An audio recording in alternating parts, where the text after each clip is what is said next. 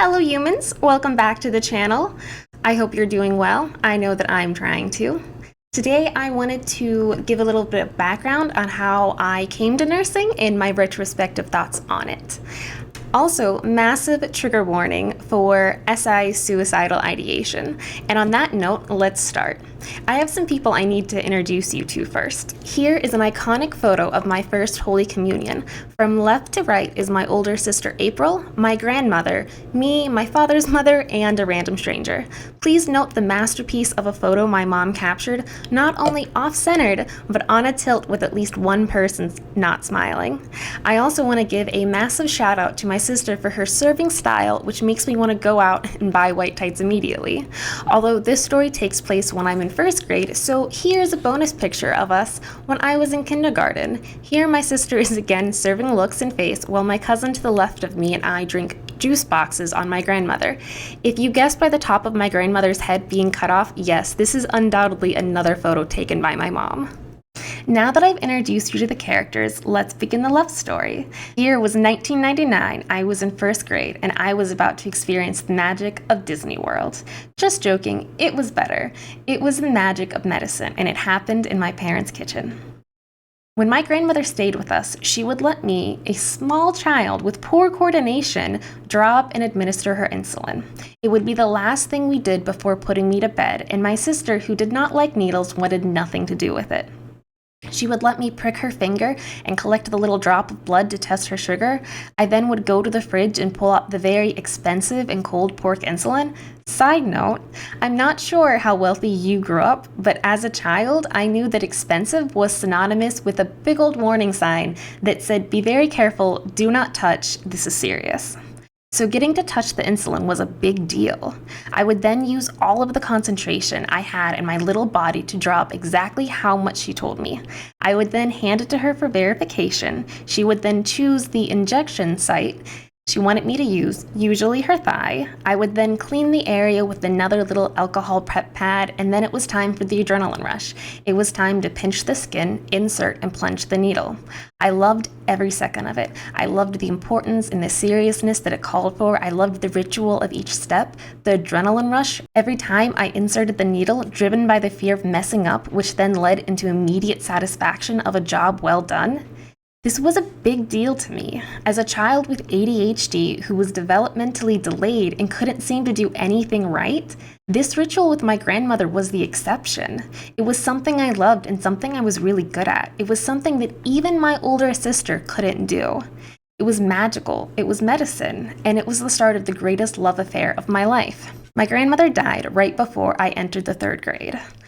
And I am so thankful to have those memories, and I like to think of her as my first patient. Even though my love of medicine started in the kitchen, I didn't know I would be a nurse until I was 16 and working at a Jolly Repair kiosk in the mall. The owner had purchased the business whenever he moved back to Pittsburgh to take care of his mom, who had Alzheimer's. One day, his parents stopped by the kiosk. His mom then proceeds to tell me she has always been able to see more, and that she has psychic abilities, and that she can see my future. She says that I'm either going to be a nurse or a preschool teacher. Girl, she was right. This is a woman who often didn't know where she was or what she was doing, but she accurately predicted my future in 5 minutes flat. I mean, I will say that nursing and teaching are the two most stereotypical female jobs, but still, she was the first person to tell me that I could be a nurse, and something just clicked. I decided that night, whenever I was closing the kiosk, that I would go for nursing, and I did. It took me 5 years, a lot of struggle, and a lot of work, but I graduated. Look at me. I look so bright-eyed and new. I look like Bambi right before his mom gets shot. But I do have to wonder now, reflecting back, if these women would still encourage me to go for nursing, knowing what I know now. And mainly I'm questioning it because I don't know if I would still recommend going for nursing or encourage someone. Let's talk about a study that came out of the University of Michigan. It was a retrospective cohort study that looked at the association of U.S. nurse and physician occupation with risk of suicide, looking at 159,372 suicides reported in the National Violent Death Reporting System from 2007 to 2018, so before the pandemic. They found that female nurses are roughly twice as likely to die by suicide than the general population and 70% more likely than female physicians. Let me repeat myself just for emphasis. They found that female nurses are roughly twice as likely to die by suicide than the general population. Excuse me, that's a problem. And 70% more likely than female physicians? By sex, physician suicide were not statistically different from the general population other than among female physicians in 2011 to 2012.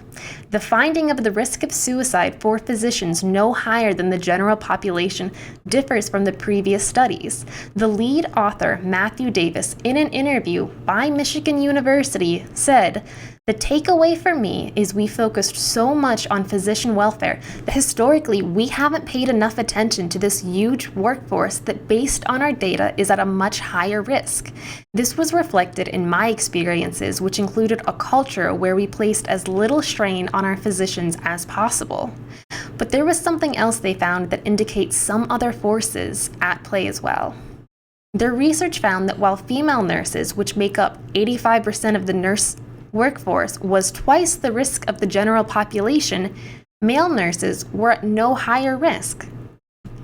I do want to point out that although the ratio of female to male has been increasing from 28.3 in 2007 to 35.2% in 2017, male physicians have historically been and continue to be the dominant sex, according to the Association of the American Medical Colleges. I know what you're thinking. It's shocking to find out that physicians are largely male and nurses are largely female. Although this is quickly changing, a lot of healthcare practices are still rooted in sexism. What is being expected of our female nurses that aren't of our males? Is it the expectation on emotional labor, the way older physicians talk to male nurses versus female nurses? Is it the expectations outside of the job, such as women still having disproportional childcare responsibilities placed on them? Or is it that males have higher pay and get promoted faster, which we know is a larger problem in nursing than other industries? Or, and this is getting personal, and it is very much just strictly tied to me, but my experience is relevant, that men are biologically, as a whole, taller with more muscle mass and weigh more than females. I'm 5'2.5" and steadily weigh around 115. When I go to lift and transfer a patient, the actual physics of me lifting someone who weighs more than me affects how safe the transfer is without even mentioning strength yet. And I know that the medical community has a lot of fat-phobic issues that it needs to confront, but that doesn't change that the patient population is getting heavier. And we have recent reportings that indicate it's gotten worse during the pandemic. The issue of patients getting heavier is going to stress female nurses in terms of more work-related injuries than males. This is also why I think any campaign to recruit more nurses should focus on recruiting more men, including men who take testosterone, which builds muscles regardless of chromosomes. Not to mention that emotional labor should be evenly distributed. Although, getting back to my point, I think what it really comes down to is that the difficulties faced as a female nurse comparatively to a male nurse are the same types of challenges faced by women compared to males in society. But this is something that's causing these women to be twice as likely to commit suicide than their male counterparts. Now, getting back to the study, I would love a follow-up that includes data on patient care technicians, because they face a lot of the same challenges that nurses do, but are often paid below or at the living wage for an area. I myself made $11 an hour working in a hospital as a PCT, and $13 an hour working at a dialysis clinic as a certified technician, although both were part-time and pay is normally higher for full-time techs, at least in the dialysis world, that make between $15 to $16. But more and more healthcare is being given to the lowest paid employee, and the lowest paid employee in healthcare are often constantly struggling paycheck to paycheck because they barely make a livable wage. I bring up the PCTs because they have additional stress placed on them from their income bracket comparatively to nurses and physicians. And I would like to point out the culture around physician burnout led to the redistribution of work from physicians to the nurses. If we address the nurse burnout the same way, it will just fall more on the PCTs, and they are already vulnerable. We can't just replicate how we approached physician burnout and not expect it to just fall on the next person in the chain. But I brought this study up to show in statistical terms that even before the pandemic, nursing was a job that wasn't healthy for women doing it. I'm so sorry, but anything that doubles your suicide rate isn't healthy. And that's a giant problem when you realize that nurses are the largest component of the US healthcare workforce. When our healthcare system cannibalizes its workers to the point of doubling the suicide rate, where does that leave healthcare when sometimes the people needing the most help are the ones providing it? And this was before the pandemic. So, the question is, knowing what I know now, would I still become a nurse? I'm aware that I wrote that question, but I can't give you a yes or no answer. But bear with me. There is a podcast called Hidden Brain, and they ran an episode titled, Both Things Can Be True. If you have not listened to it, I highly encourage you to do so after this video. The takeaway for me was the quote, "The harm didn't negate the good, but the good did not excuse the harm. I realized I could hold both." That is how I feel about nursing. I am so thankful for all of the wonderful moments I got to experience with fellow humans. I got to talk to a woman who was born before women had the right to vote and talk to her about how far women have come during her lifetime and listen to the story of how much being able to work and getting paid for it meant to her and her independence. She told me how she worked as a telephone operator before she got married and was able to use her money that she had made on her very own and was just hers to purchase a wooden bedroom set that was the most valuable possession she ever had. I got to use the tools of medicine to improve people's health. It's cliche when people in dialysis say they give life, but the patients wouldn't be alive without it. And I found personal healing through healing others. To this day, my biggest accomplishment that I am proudest of is graduating nursing school. But I can hold both everything that nursing has given me alongside all of the trauma I experienced, and they don't negate each other.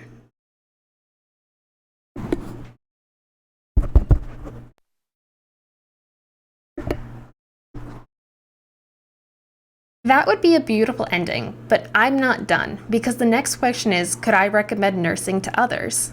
So I've known nurses that were okay with their daughters going to nursing school, but I've also met many nurses who have refused to pay for college / support their child if they went for nursing. My work mentor, the nurse I looked up to and who built that relationship with me, is one of them, which is funny because she mentored me in nursing, but if I were her daughter, she would have refused to pay for nursing school specifically and mentored me not to become a nurse. One of my friends, Jen, her mom is a nurse, and all she heard growing up is how she hoped her daughter would never be a nurse. Again, this was way before the pandemic. There are 3 nurses that have had serious conversations with me, encouraging me to change career fields. Again, this was before the pandemic. There are 3 nurses that have had serious conversations with me, encouraging me to change career fields because I was still young enough and that they wished they could if they were younger. Not all nursing is bad and not everyone has the same experience. And we need to remember that 2 people can go through the same trauma and one can come out okay and the other definitively not okay. But when overall the female nurses have double the suicide rate of the general population, and the nurses currently working are refusing to support their children for nursing and trying to convince young nurses to change fields, we have a problem. I have a coworker whose daughter will be finishing nursing school this year. I talked to him about it multiple times, and he stands by her choice. She is a responsible young adult who he trusts to make her own decisions. He's a good dad that wants the best for her. I, however, don't know if I could let my daughter become a nurse.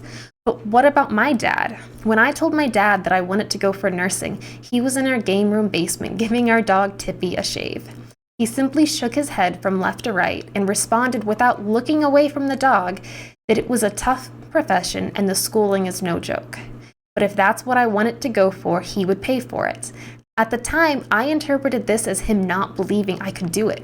He had spent years talking to my sister, who does not have ADHD, about what she would go to college for. He wanted her to be a pharmacist, and she wanted to be a biologist. He never talked to me about it except that he had money aside for me to go.